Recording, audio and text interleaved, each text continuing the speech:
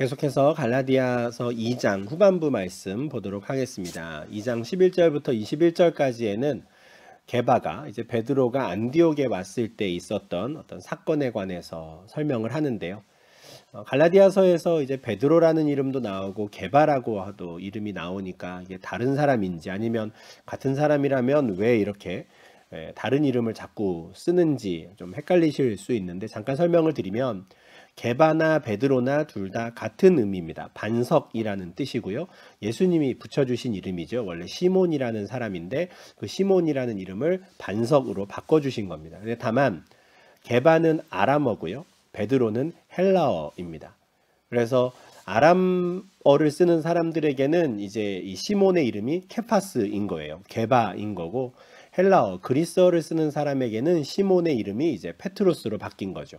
둘 다 반석으로 바뀐 겁니다. 그래서 아마도 이 안디옥 교회가 있는 지역이 이제 수리아 지역이 아람어를 쓰는, 또 원래 그 모국어는 아람어인 곳이기 때문에 이 게바라는 이름과 또 그의 그리스어 이름인 베드로가 혼용돼서 지금 계속 사용되고 있는 것 아닌가 싶고요.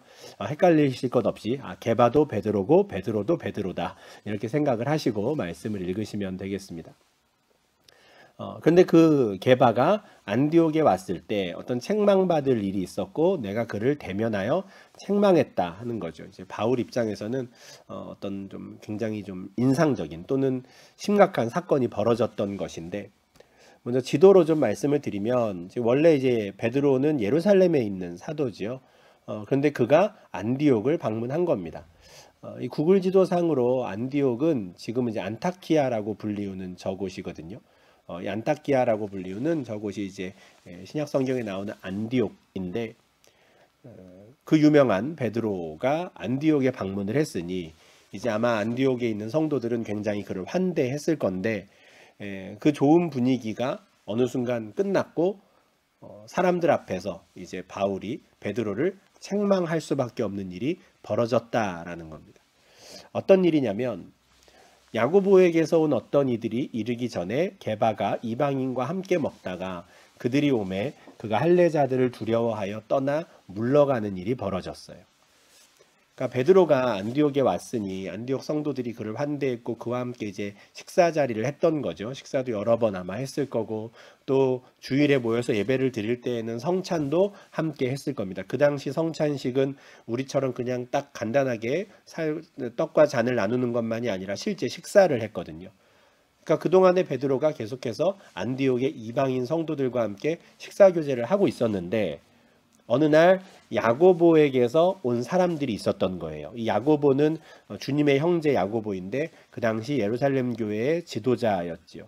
그러니까 야고보에게서 왔다라는 건 유대 예루살렘 교회로부터 온 유대인들이 있었다라는 거예요. 물론 야고보가 실제로 그들을 보낸 건지 아니면은 그들이 그냥 자칭 우리는 야고보가 보내서 왔습니다 이렇게 말을 한 건지 그건 알 수 없지만, 이 사람들이 예루살렘 교회 성도들인 것은 이제 맞는 상황이었어요. 그런데 문제는 그 예루살렘에서 온 유대 그리스도인들이 이제 왔다라는 소식을 들으니 안디옥 그 이방 성도들과 함께 식사를 하던 게바가, 베드로가 갑자기 자리를 떠났다는 거예요. 떠난 이유가 뭡니까? 할례자들이 두려웠기 때문이다. 이방인들과 함께 멀쩡하게 식사를 하다가 유대인들이 왔다는 소식을 듣고 떠난 거예요. 아마 그에게는 어떤 트라우마가 있었던 것 같아요. 사도행전 11장 1절부터 3절인데요.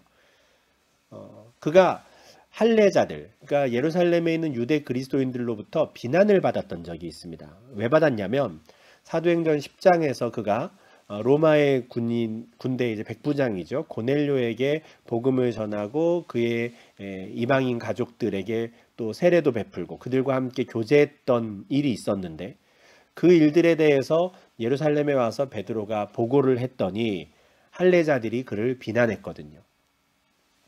이방인들도 하나님의 말씀을 받았다라는 것에 대해서 함께 기뻐하기보다는 그들은 자신들의 율법이 더 중요했던 사람들이 있었던 거예요. 유대주의자들이 있었던 거죠.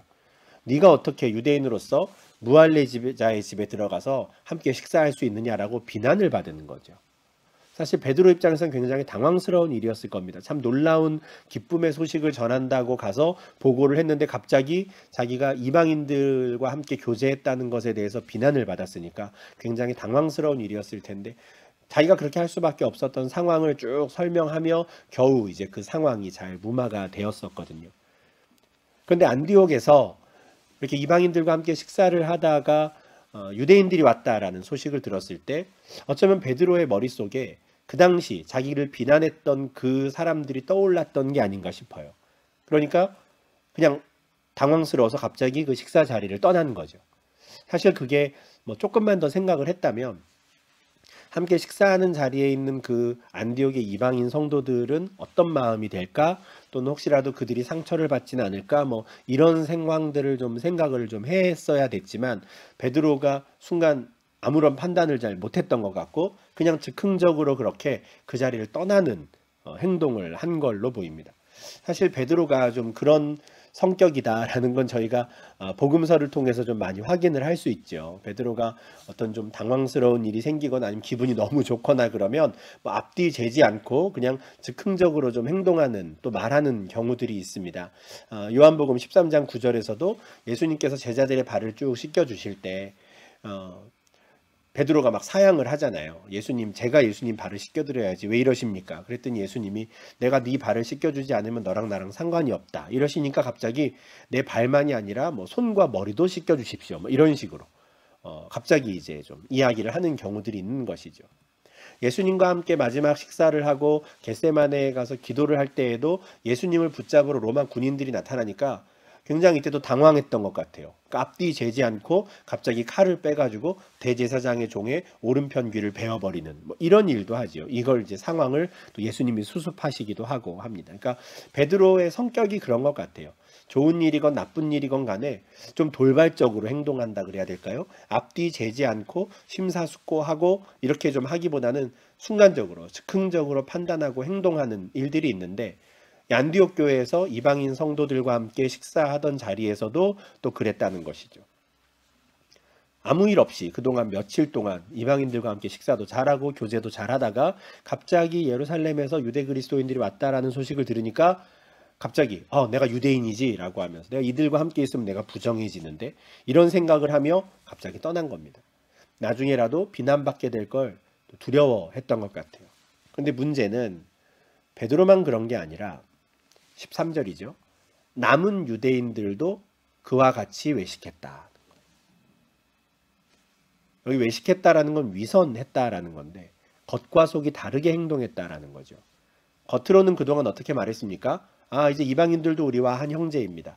우리가 다 그리스도 안에서 믿음으로 의롭게 되었지요. 할례도 필요 없고 율법도 필요 없습니다라고 서로 이야기를 했는데 정말 그들의 속마음은 그렇지 않았다라는 게 드러난 거예요. 굉장히 뼈아픈 일이죠. 속으로는 어떻습니까? 아직 안디옥 교회 이방인 그리스도인들을 진짜 주 안에서 형제된 자로 생각하지 않았던 거예요. 만약에 그랬다면 그냥 그대로 있었어야 되는 것이죠. 설령 자기가 비난을 받더라도 자기를 비난하는 자들을 꾸짖고 그들을 바로잡아 주는 게 맞는 것이지 그들이 두려워서 갑자기 떠나는 일을 하면 안 되는 것이었습니다. 그 자리를 박차고 떠나는 건 함께 식사하던 자들을 주 안에서 형제 자매된 것으로 여기지 않았다는 그들의 속마음이 드러난 거죠. 그래서 외식했다, 위선했다라고 하는 겁니다. 더 큰 문제는 바나바도 그들의 외식에 유혹되었다는 거예요. 바나바가 누구였습니까? 이미 뭐 십수년째 안디옥 교회에서 이방인들을 가르치고 지도하던 안디옥 교회 담임 목사님이었어요. 그런데 그 담임 목사님이 성도들과 함께 식사하는 중에 유대 그리스도인들이 왔다라는 말을 듣고 갑자기 그 자리를 떠나버린 거죠. 나 유대인이지 라고 하며 유대인과 이방인 사이에 갑자기 담장을 확 쳐버린 겁니다. 순식간에 벌어진 일인데 참 안타깝죠. 고린도전서 5장 6절에서 적은 누룩이 온 덩어리에 퍼지는 것을 알지 못하느냐 이렇게 바울이 이제 고린도 교회 성도들에게 말하는 장면이 있는데 그렇습니다. 뭐 음행이 되었든 뭐 위선이 되었든 교회 안에 이렇게 작은 죄, 뭐 작아 보이는 그 죄가 들어오면 그게 순식간에 온 공동체를 집어삼키는 것은 시간 문제인 것이죠. 그 짧은 순간에 베드로가 그 자리를 떠나버리니까 남은 유대인들 또 바나바가 함께 그 위선에 동참해버리고 마는 참 마음 아픈 일이 벌어진 겁니다. 이런 상황이 벌어졌을 때 바울이 어떻게 했느냐? 14절 말씀이죠. 그러므로 나는 그들이 복음의 진리를 따라 바르게 행하지 아니함을 보고 모든 자 앞에서 게바에게 이르되 내가 유대인으로서 이방인을 따르고 유대인답게 살지 아니하면서 어찌하여 억지로 이방인을 유대인답게 살게 하려느냐 하였노라. 바울은 지금 베드로가 갑자기 식사 자리를 떠난 것, 그리고 남은 유대인들 심지어 바나바도 그 자리를 떠난 것을 그들이 복음의 진리를 따르지 않았다라고 판단한 거예요. 그렇죠. 우리가 그리스도 예수로 말미암아 의롭게 되고 우리가 할례라든가 율법으로 의롭게 되는 것이 아니다라는 것.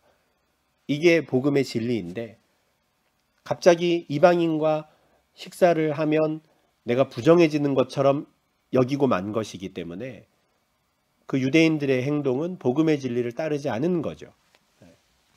그러니 바울은 가만히 있을 수가 없었던 겁니다. 앞서 2장 5절에서도 바울이 바라는 건 요거였거든요. 딱 하나였죠. 복음의 진리가 항상 너희 가운데 있기를. 복음의 진리가 항상 갈라디아 교인들, 안디옥 교인들, 모든 성도들 가운데 있기를.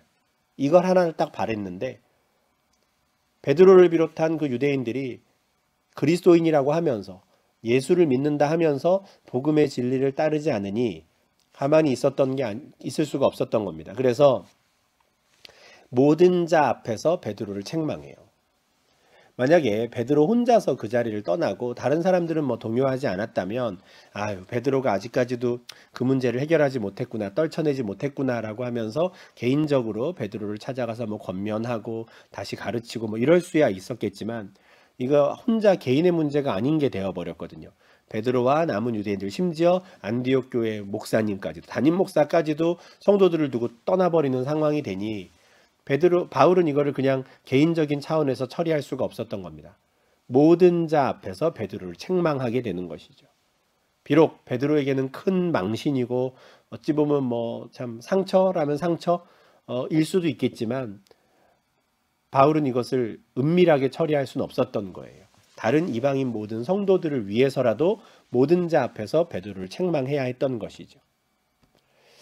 갈라디아서 6장 1절에 바울이 갈라디아 교인들에게 이렇게 권면하는 내용이 있습니다. 형제들아, 사람이 만일 무슨 범죄한 일이 드러나거든 신령한 너희는 온유한 심정으로 그러한 자를 바로잡고 너 자신을 살펴보아 너도 시험을 받을까 두려워하라. 이런 말씀이에요. 그러니까 형제들 중에 공동체 가운데 죄를 범한 사람이 나오면 온유한 심정으로 그를 바로잡으라, 이렇게 권면을 하거든요. 근데 갈라디아 교인들에게 이렇게 권면을 하면서 정작 본인은 그러면은 베드로를 모든 자 앞에서 책망한 건 온유한 심정으로 한 건가, 어떤 개인적인 감정이 있거나 뭐 화가 너무 나서 그 화를 참지 못해서 그렇게 한 것 아닌가, 이렇게 생각을 할 수도 있지만 바울은 지금 책망을 해야 하는 그 역할을 맡은 자신의 일과 주 안에서 형제된 자들이 다른 형제의 죄를 어떻게 바라볼 것인가를 구분해서 지금 이야기를 하는 겁니다. 디모데전서 5장 20절에서 바울이 디모데에게 이렇게 권면을 하거든요. 범죄한 자들을 모든 사람 앞에서 꾸짖어 나머지 사람들로 두려워하게 하라 해요. 갈라디아 교인들에게는 온유한 심정으로 하라 하고 디모데에게는 왜 모든 사람 앞에서 그 범죄한 자를 꾸짖으라고 하는가? 역할이 다른 겁니다. 디모데는 지금 바울이 디모데에게 편지를 보냈을 때는 에베소에서 목회자로 일하고 있을 때였거든요. 그 공동체를 돌보는 책임을 맡은 자로서는 이런 일들, 범죄한 자들을 은밀하게 처리해서는 안 된다라는 거예요. 도리어 그 죄를 공동체 가운데 드러내야 한다는 것이죠. 모든 사람 앞에서 꾸짖어야 하는 겁니다. 그게 오히려 공동체에게 유익하다라는 겁니다. 나머지 사람들로 하여금 두려워하게 하도록, 저렇게 하면 안 되는 거구나, 우리가 복음의 진리를 따른다는 건 저런 게 아니구나라는 거를 분명히 깨닫게 해야 된다는 것이죠. 만약에 그 책임을 맡은 사람이 이것을 공식적으로 공개적으로 하지 않고 그냥 은밀히 개인적인 차원에서 그냥 뭐 죄를 덮어주고 권면하고 넘어가고 이런 식이 된다면 그 공동체를 순전한 공동체로 하나님 앞에 진실한 공동체로 만들 수가 없는 것이죠. 그렇게 세워갈 수가 없는 겁니다. 바울이 모든 사람 앞에서 베드로를 세우고 책망한 건 자기가 안디옥 교회에서 그 역할을 맡은 사람이었기 때문에 그런 거예요. 그러면 그렇게 책망을 받은 사람이 낙심하고 또는 참 부끄러워하고 민망해할 때 다른 사람들의 반응은 어때야 되는 겁니까? 다른 사람들의 반응은 온유한 심정으로 그를 대해야 하는 것이죠. 똑같이 손가락질하고 똑같이 그를 정죄하는 것이 아니라 그 역할은 책임을 맡은 자들이 하는 것이고요. 주 안에서 형제된 자들은 온유한 심정으로 그를 권면하고 그를 사랑으로 보듬어줘야 하는 것이죠. 그리고 자기 스스로를 돌아보는 겁니다. 나는 괜찮을까? 나도 또 똑같은 시험에 빠지진 않을까? 두려워해야 한다라는 것이죠. 그 역할을 맡은 사람과 다른 성도들의 이 해야 할 일이 이제 다르다라는 것을 우리가 다시 한번 확인하게 되는데, 바울은 그 책임을 맡은 자로서 지금 자칫하다가는 안디옥 교회 모든 성도들이 지금 시험에 들 수 있는 이 상황을 그냥 넘어갈 수가 없는 겁니다. 그래가지고 모든 자 앞에서 베드로를 책망한 것이죠. 책망의 내용이 뭡니까? 네가 유대인으로서 이방인을 따르고 유대인답게 살지 않으면서, 무슨 말입니까? 유대인으로 정말 살고 싶으면 이방인이랑 아예 만나지도 말아야 되는데, 정말 유대인답게 살고 싶으면 이방인과 밥을 먹으면 안 되는데, 안디옥에 와가지고 실컷 이방인들과 만나고 헬라인들과 만나서 식사도 하고 했으면서 왜 갑자기 억지로 이방인을 유대인답게 살게 하려느냐? 왜 갑자기 이 안디옥 교회의 이방인 그리스도인들을 율법을 지키라고 말하느냐? 그들도 율법을 지켜서 유대인들과 함께 식사하면 안 되는 사람처럼 왜 그렇게 만드느냐? 이런 뜻이죠.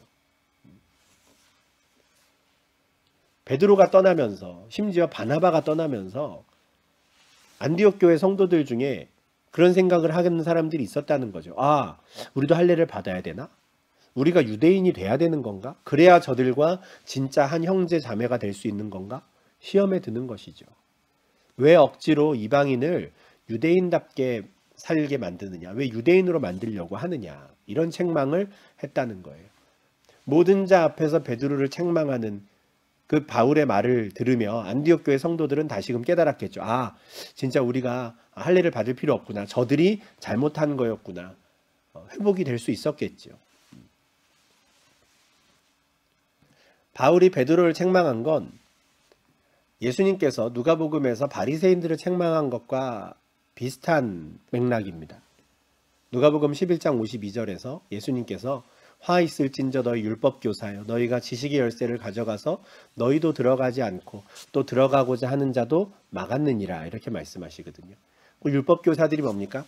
머리에 지식은 많아요. 지식의 열쇠를 갖고 있어요. 율법을 잘 알지요. 그런데 그 율법을 마음으로 지키지 않았습니다. 외식하는 자들이었죠. 위선하는 자들이었어요. 머리로 정답은 알고 있는데 실제로 그들의 마음으로 그들을 받아들이지 않았고 그들의 삶에서 그게 드러나지 않았어요. 그러니까 그들은 못 들어가는 거죠. 머리로만 알고 들어가는 게 아니거든요. 그런데 그 천국에 하나님 나라에 들어가고 하는 사람들도 막아 세웠습니다. 그들에겐 지식이 많으니까 이렇게 해야지 저렇게 해야지 따지기만 하고 정죄하기만 하면서 들어가고자 하는 자들을 자꾸 시험에 들게 하고 결국에는 못 들어가게 만들었다는 거예요. 이런 책망을 예수님께서 바리새인들에게 하셨는데 똑같은 책망을 지금 바울이 베드로에게 한 겁니다. 너 때문에 지금 우리 안디옥 교회 성도들도 그 하나님 나라에 못 들어갈 뻔했다. 책망하는 것이죠.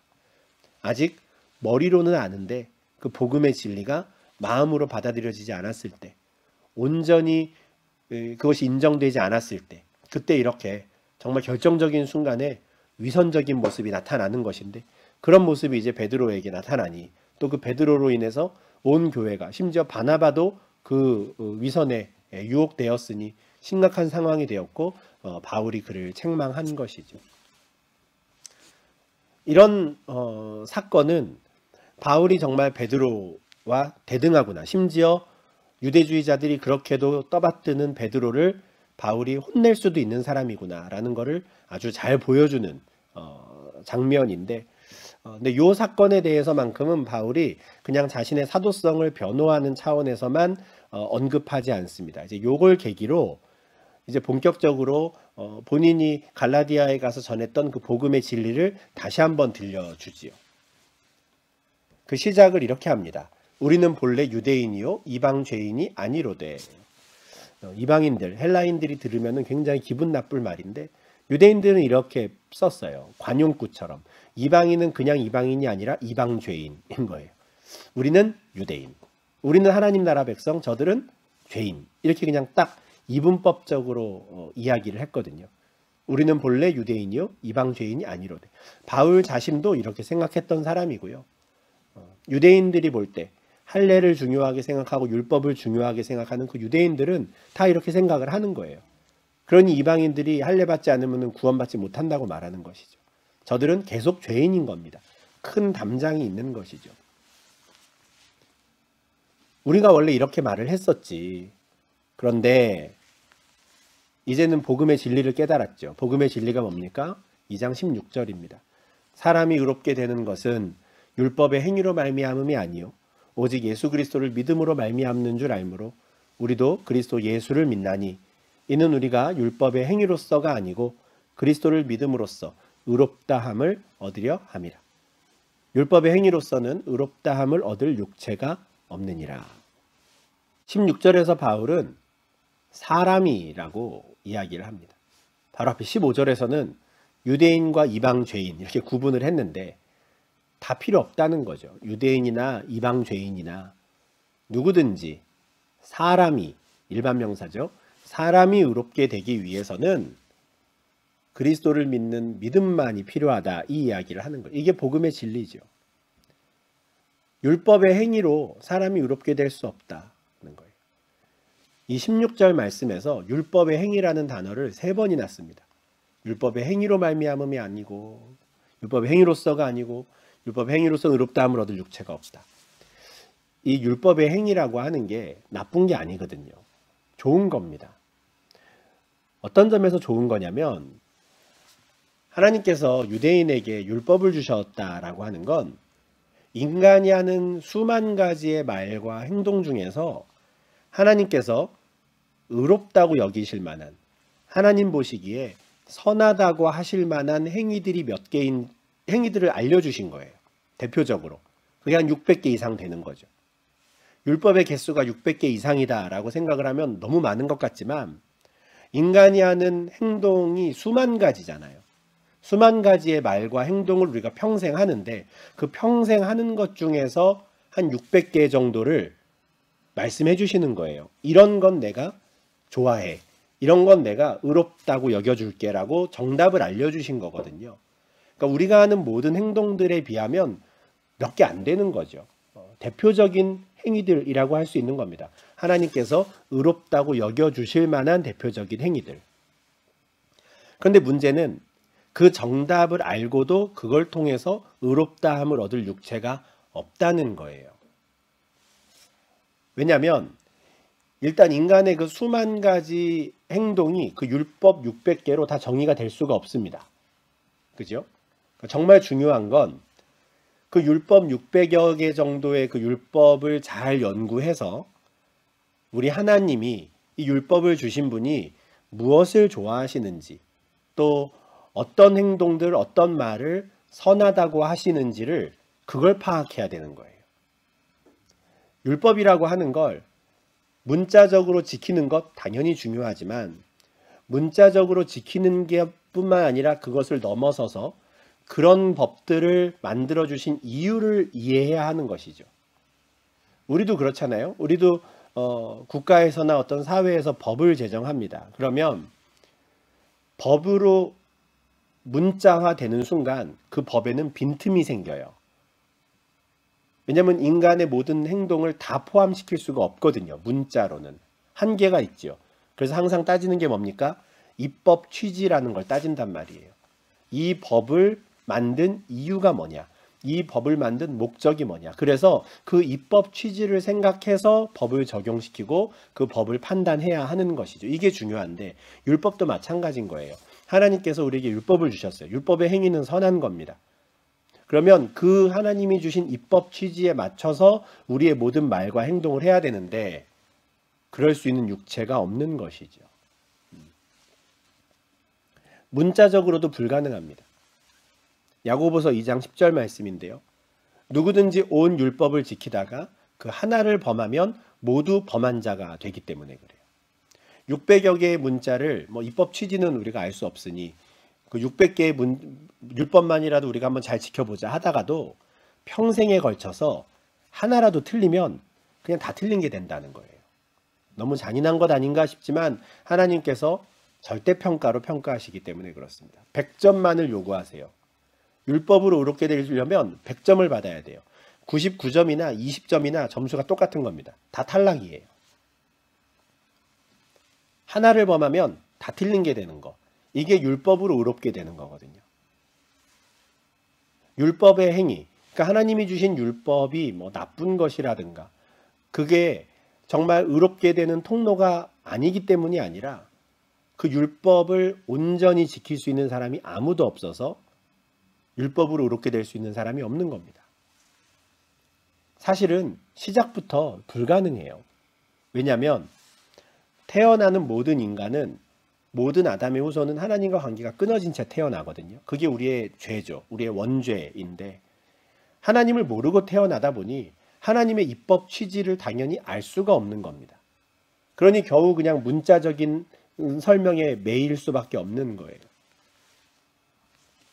하나님께서 각 법을 주신 이유와 목적을 모르고 지키다 보니 틀리는 게 한두 가지가 아닌 것이죠. 시작부터 사실 율법으로 의롭게 될 수 있는 사람이 없는 겁니다. 그게 우리의 현실인 거죠. 그래서 하나님께서 제시하신 새로운 구원의 길이 나타나는 것이죠. 또 다른 하나님의 의가 나타나는 겁니다. 그게 뭡니까?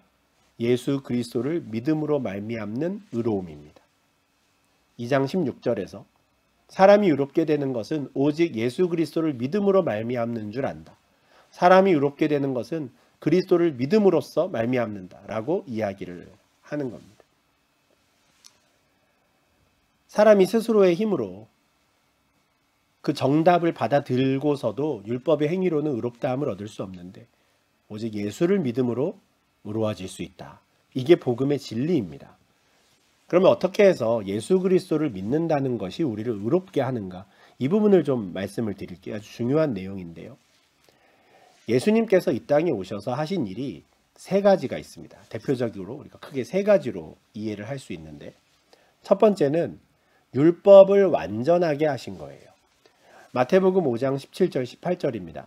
내가 율법이나 선지자를 폐하러 온 줄로 생각하지 말라. 폐하러 온 것이 아니요 완전하게 하려 함이라. 진실로 너희에게 이르노니 천지가 없어지기 전에는 율법의 1.1획도 결코 없어지지 아니하고 다 이루리라. 우리 앞서 율법의 행위로 의롭게 될 수 있는 육체가 없다 했는데 그러다 보니 예수님께서 오셔서 그 율법을 완전하게 하시는 거예요. 예수님은 율법이나 선지자를 없애러 오신 분이 아닙니다.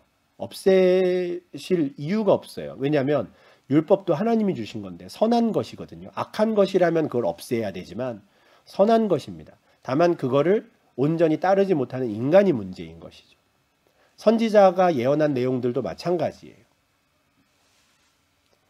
우리가 그것을 온전히 따르고 이룰 수 있다면 의로워질 텐데 그럴 수 없으니 그렇게 못하니 계속 하나님의 영광에 이르지 못하게 되는 것이죠. 그래서 예수님이 오셔서 제일 먼저 하신 일은 그 율법을 완전하게 하시는 겁니다. 태어나서부터 죽으실 때까지 완전하게 하시는 일을 하시죠. 아까 말씀을 드렸지만 사람이 율법을 완전히 이루지 못하는 이유가 뭐였습니까? 제일 근본적인 이유는 태어날 때부터 하나님과 관계가 끊어져 있기 때문이었어요. 하나님을 모르고 태어나기 때문에. 근데 예수님은 어떻습니까? 성령으로 잉태되시죠. 그리고 태어나실 때부터 하나님과의 관계가 끊어지지 않습니다. 성령으로 잉태되셨고 여자의 몸에서, 동정녀의 몸에서 태어나셨기 때문에 항상 하나님을 아는 분이었던 것이죠. 하나님을 아니 하나님께서 율법을 통해서 말씀하고자 하셨던 참된 의미들도 다 알고 계셨던 거예요.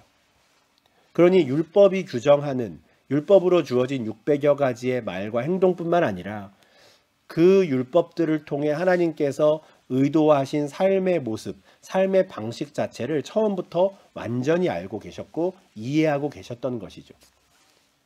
그래서 마태복음 5장에서 예수님께서 산상수훈에서 율법을 다시 풀어주시잖아요. 너희가 간음하지 말라는 말을 들었는데 사실은 이런 뜻이다. 너희가 살인하지 말라는 말을 들었지 원래는 이런 뜻이야. 입법 취지를 설명해 주시는 거죠. 대표적으로 몇 가지만. 모든 율법을 다 그렇게 설명해 주실 수는 없었어요. 너무 많으니까. 그래서 예수님께서는 하나님께서 율법을 통해 바라셨던 삶의 모습이 무엇인지 온전히 알고 계셨기에 율법을 완전하게 하는 게 가능했고요. 실제로 그 일을 행하셨죠. 그래서 마침내 율법의 1.1획도 결코 없어지지 않고 다 이루십니다. 그 다 이루셨다라는 선포를 요한복음 19장 30절에서 하시죠. 예수께서 신포도주를 받으신 후에 이르시되 다 이루었다 하시고 머리를 숙이니 영혼이 떠나가시니라. 다 이루었다 하는 거예요. 이게 예수님께서 이 땅에 오셔서 하신 첫 번째 일입니다. 아주 중요한 일이죠. 하나님께서 율법을 통해서 의로워질 수 있는 길을 처음에 열어주셨는데 어느 누구도 그걸 이루지 못했거든요. 근데 예수님께서 율법을 완전하게 하심으로 다 이루셨어요. 율법적으로 예수님이 처음으로 의로운 자가 되신 거죠. 그게 예수님이 하신 첫 번째입니다. 두 번째, 예수님께서 하신 일이 뭐냐면 19장 30절 하반절에도 있죠. 머리를 숙이니 영혼이 떠나가시니라 해요. 예수님이 죽으셨어요. 예수님의 죽음이 예수님께서 하신 두 번째 중요한 일입니다. 근데 우리가 죽음에 대해서 한번 생각을 해봐야 되는데 성경에서는 죽음을 죄의 값이라 그러거든요. 죄값으로 죽는 거예요.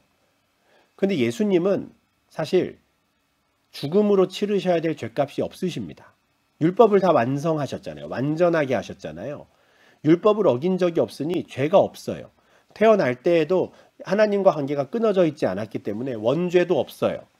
그죠? 온전히 의롭게 태어나셔서 의로운 삶을 사셨거든요. 아무런 죄가 없으시니 사실은 죽을 수가 없는 겁니다. 이게 이해가 되시면 좋겠어요. 죽을 수가 없는 존재예요. 죄가 없으니. 그런데 예수가 죽었거든요. 그럼 예수의 죽음은 뭐냐? 성경은 이것을 무엇이라고 말하냐면 모든 사람의 죄를 속량하기 위한 대속의 죽음이라고 이야기를 합니다. 쉽게 말하면 다른 사람의 죄값을 대신 치러주는 죽음이라는 거예요. 예수님 자신의 죄가 아니라 온 세상의 죄, 모든 사람의 죄를 대신해서 죽은 거라는 거죠. 십자가에 달린 예수에게 하나님께서 온 세상의 죄를 다 뒤집어 씌우셨고 그렇게 죄를 전가하신 이후에 그 죄로 죄값으로 죽게 하신 거예요. 로마서 3장 23절과 24절 말씀인데요. 모든 사람이 죄를 범하였음에 하나님의 영광에 이르지 못하더니 그리스도 예수 안에 있는 속량으로 말미암아 하나님의 은혜로 값없이 의롭다 하심을 얻은 자 되었느니라. 아멘. 속량으로 죽으셨다라는 거예요. 예수님이 다른 사람의 죄를 대신해서 죽은 거. 그렇게 죄값을 치른 거. 이게 예수님이 이 땅에서 하신 두 번째 사역입니다. 아주 중요한 사역이죠. 첫 번째, 율법을 완전하게 하셨다. 율법으로 의롭게 되심을 이루셨다. 이렇게 생각하셔도 되겠습니다. 그리고 두 번째,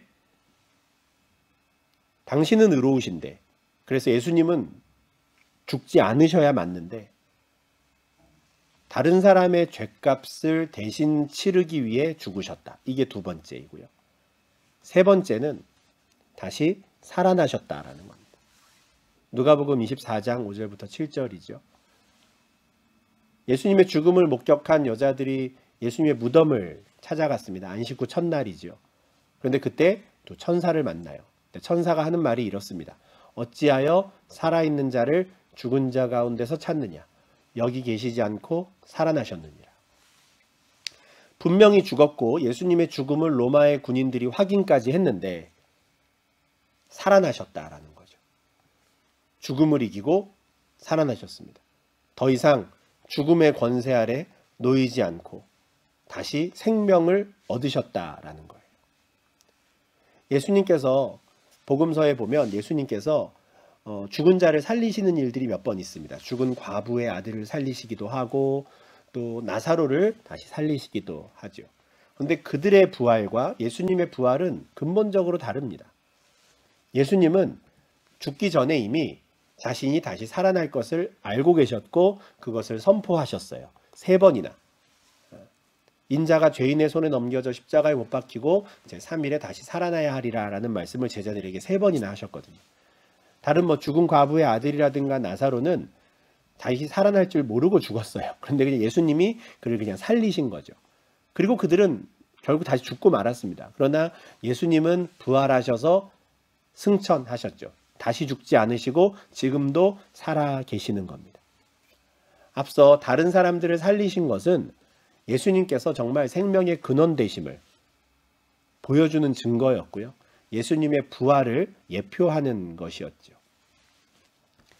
예수님께서는 요한복음 11장 25절에서 나는 부활이요 생명이다 말씀하셨고 나를 믿는 자는 죽어도 살겠다 하셨거든요. 나를 믿는 자, 어떻게 예수를 믿는 것이 우리에게 영생을 줍니까? 예수님께서 하신 3가지 사역 덕분이에요. 예수님께서 율법을 완전하게 하셨죠. 예수를 믿는 자들은 예수님과 연합하게 되어서 예수님과 짝꿍이 되어서 함께 거하기 때문에 함께 살기 때문에 예수님이 다 이루신 그 율법의 의를 나의 의로 또 여겨주시는 거예요. 예수님께서 내 죄값을 치르셨죠. 이미 죽으셨잖아요. 그러니 내가 또 죽지 않아도 되는 겁니다. 예수를 믿는 자들의 죽음은 죄값을 치르기 위한 죽음이 아니에요. 영원한 몸, 영생의 몸, 영원한 하나님 나라에 살기에 합당한 몸을 얻기 위한 하나의 과정인 겁니다. 더 이상 죄값을 치르는 죽음이 아닌 거예요. 그리고 죽어도 살겠고가 되는 이유는 예수님과 연합한 자는 예수님의 부활에도 동참하기 때문에 그렇습니다. 그러니 예수님이 부활하신 대로 예수를 믿는 자들도 부활하는 거예요. 예수님에 대한 믿음을 통해 예수님과 연합하기 때문에, 짝꿍이 되기 때문에. 짝을 잘 만난 덕분에 수지 맞는 거죠. 그것이 믿음으로 가능하다 하는 겁니다. 예수님께서는 당신을 길이요 진리요 생명이라 하셨어요.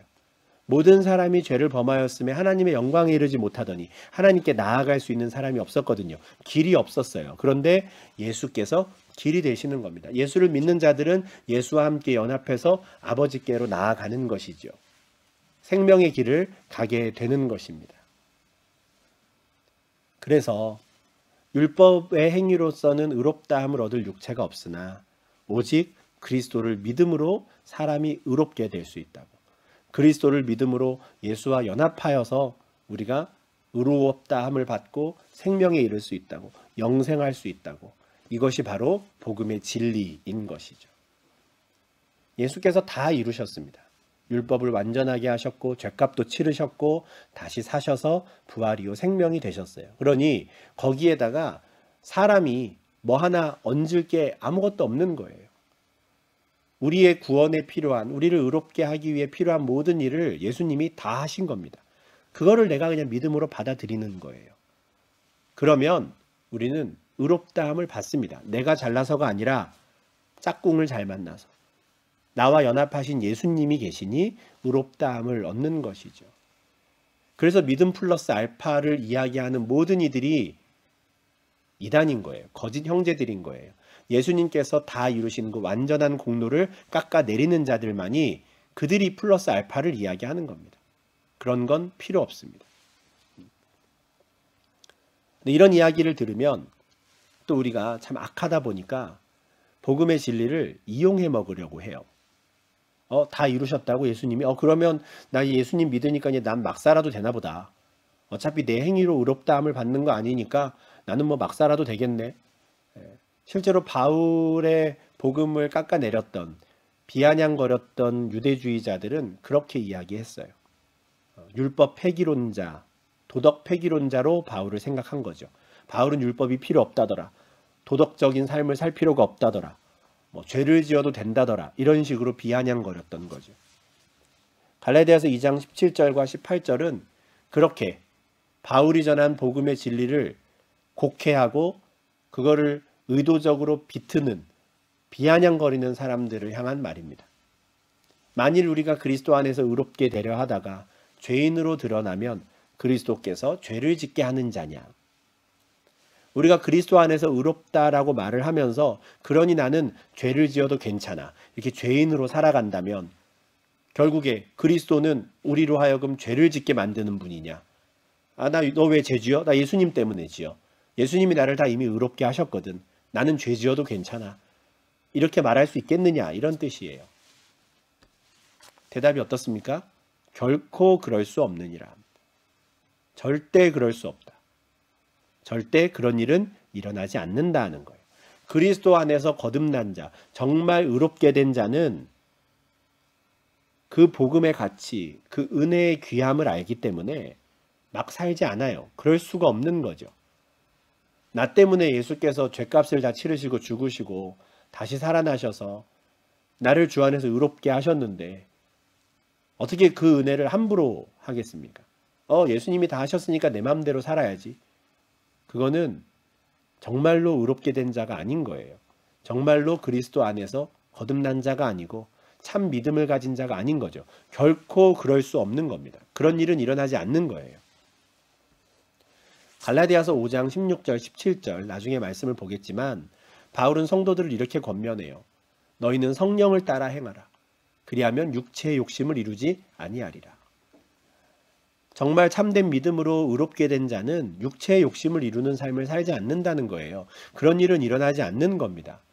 그런 자들은 성령을 따라 행하고자 하는 마음이 충만해요. 내가 성령을 따라 행해야 되는데 내가 그러지 못했구나. 혹여라도 내가 죄를 범하면 그 모습을 애통해하고 참회하지 나 괜찮아 라고 뻔뻔하지 않다는 거죠. 그럴 수 없느니라 인 겁니다. 그리스도는 우리를 죄짓게 만들려고 우리를 의롭게 하신 분이 아닌 겁니다. 2장 19절에서 바울은 내가 율법으로 말미암아 율법에 대하여 죽었다 말해요. 난 더 이상 율법에 매여 있지 않다 이런 말이죠. 예전에 바울은 매여 있었던 사람이에요. 할례에 매여 있었고 율법에 매여 있었어요. 그런데 그리스도 예수로 말미암아 나는 이제 하나님에 대하여 생명을 얻었다 말합니다. 그러면서 아주 유명한 선포를 하죠. 내가 그리스도와 함께 십자가에 못 박혔나니 그런즉 이제는 내가 사는 것이 아니요 오직 내 안에 그리스도께서 사시는 것이라. 이제 내가 육체 가운데 사는 것은 나를 사랑하사 나를 위하여 자기 자신을 버리신 하나님의 아들을 믿는 믿음 안에서 사는 것이라. 아멘. 이제는 나는 율법에 매이지 않고 십자가에 매여 있다 이렇게 말해요. 그 십자가에 그리스도와 함께 매여 있는 겁니다. 우리가 믿음으로 말미암아 그리스도와 연합한다고 말씀을 드렸죠. 그리스도와 짝꿍이 된다고 말씀드렸습니다. 그리스도께서 십자가에 못 박히실 때 나도 같이 박혔다라는 거예요. 내가 그리스도와 함께 못 박혔는데 계속해서 그 율법에 매여 있겠느냐? 아니라는 거예요. 나는 이제 그리스도에게 매인 자가 되었고 이제 나는 비록 여전히 아직은 타락한 육체 가운데 내가 살지만 나는 하나님의 아들 예수를 믿는 믿음 안에서 나는 산다 이렇게 말하는 겁니다. 율법 안에서 살지 않고 이제는 그리스도 안에서 믿음 안에서 살아가는 것이죠. 이제 의롭게 됐다고 여전히 육체의 욕심을 따라 살면서 죄 가운데 사는 거 그런 일은 없다는 거예요. 비록 내가 육체 가운데 살고 여전히 내 안에 육체의 욕심이 있으나 이제 나는 성령을 따라 행하고 그리스도를 믿는 믿음 안에서 나는 산다. 다짐하고 선포하는 것이죠. 로마서 6장 1절부터 3절에서도 이와 비슷한 맥락의 말을 합니다. 우리가 무슨 말하리요? 은혜를 더하게 하려고 죄에 거하겠느냐? 내가 죄를 많이 지으면 많이 지을수록 나중에 용서받으면 더 큰 은혜를 받는 거겠지? 그러면서 죄를 짓겠느냐? 그럴 수 없느니라. 그런 말에 속지 마라 하는 거예요. 죄에 대하여 우리는 죽었다 하는 거고요. 이미 죄에 대해서 죽었는데 어떻게 여전히 그 죄 가운데서 첨벙거리고 있겠느냐 하는 거죠. 우리는 그리스도와 합하여 죽었고 그리스도와 합하여 부활하여서 생명을 얻었으니 이제는 우리가 그런 삶을 살 수가 없다는 거예요. 그런 일은 있을 수가 없다는 것이죠. 그러니 내가 그리스도로 말미암아 의롭게 되었습니다라고 말하면서도 여전히 죄 가운데 있는 자들 그들은 처음부터 의로운 자가 아닌 겁니다. 그럴 수 없느니라. 결코 그럴 수 없느니라. 이 말씀을 꼭 기억하시면 좋겠습니다. 그러면서 21절에서 이렇게 마무리를 하죠. 내가 하나님의 은혜를 패하지 아니하노니 만일 의롭게 되는 것이 율법으로 말미암으면 그리스도께서 헛되이 죽으셨느니라. 이 쐐기를 박는 말씀인데요. 유대주의자들이 말하는 것처럼 할례가 구원의 필수 조건이라면 이방인들이 예수를 믿은 이후에 계속해서 율법을 지키지 않으면 죄인으로 산다면, 의롭지 않은 자가 된다면 그럼 어떤 겁니까? 그리스도께서 헛되이 죽으셨겠네? 이렇게 말하는 거예요. 믿음을 가진 이후에도 어차피 우리가 율법을 지켜야 한다면, 믿음을 가진 이후에도 우리가 어차피 할례를 받아야 된다면 예수가 왜 죽으셨냐? 이렇게 질문하는 거예요. 죽으실 이유가 없죠. 달라진 게 하나도 없는데요. 그죠? 만약에 의롭게 되는 것이 율법으로 말미암는 것이라면 그러면 달라지는 게 하나도 없습니다. 원래도 그랬잖아요. 원래도 율법으로 의롭게 되는 길이 있었는데 그 길이 그대로 남아있다면 뭐하러 그리스도께서 헛되이 죽으셨겠습니까? 어느 누구도 율법에 매여서는 율법으로는 의롭게 될 수가 없어요. 그게 여실히 드러나는 것, 이게 구약의 역사입니다. 이론적으로는 가능해요. 이론적으로는.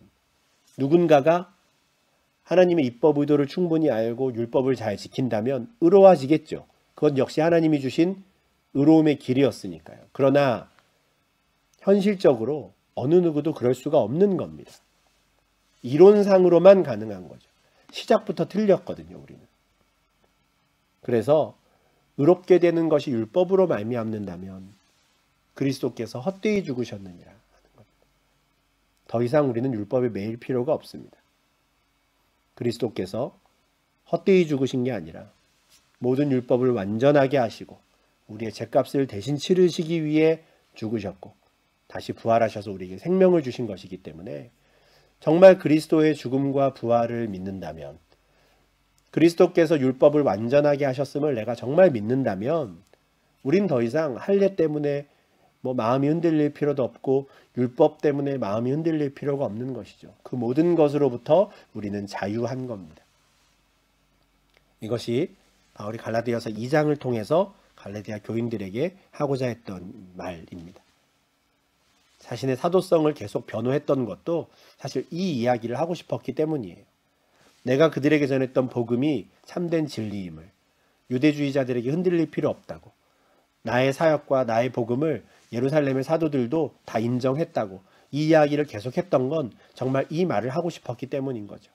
사람이 의롭게 되는 건 율법의 행위로 말미암음이 아니라 그리스도를 믿는 믿음으로 말미암는다. 이것이 참된 진리의 복음이다라는 걸 다시 한번 이야기해주고 싶었기 때문에 1장과 2장에서 자신의 사도성을 그렇게나 변호했던 것이죠. 우리가 이 말씀을 잘 묵상하면서 정말 우리를 의롭게 하는 것은 무엇인가? 예수 그리스도의 그 다 이루신 공로임을 우리가 꼭 기억하고 이미 그분께서 우리의 죄값도 다 치르셨음을 우리가 기억하는, 그래서 심지어 죽음도 우리가 두려워할 필요가 없는 참된 하나님의 백성이 되었음을 우리가 기억하고 하나님께 감사하는 또 우리 주의 백성들 되시기를 늘 바랍니다. 이렇게 해서 우리 갈라디아서 2장 말씀까지 공부하는 내용 우리가 마무리를 하고요. 우리가 다음 주에도 아마 3장 공부하는 걸로도 충분할 것 같아요. 그래서 다음 주에도 우리 갈라디아서 3장 말씀을 좀 하나씩 잘 살펴보는 시간을 이어가도록 하겠습니다. 네, 오늘도 갈라디아서 2장 말씀 함께 묵상해 주셔서 감사하고요. 또 오랜 시간 수고하셨습니다.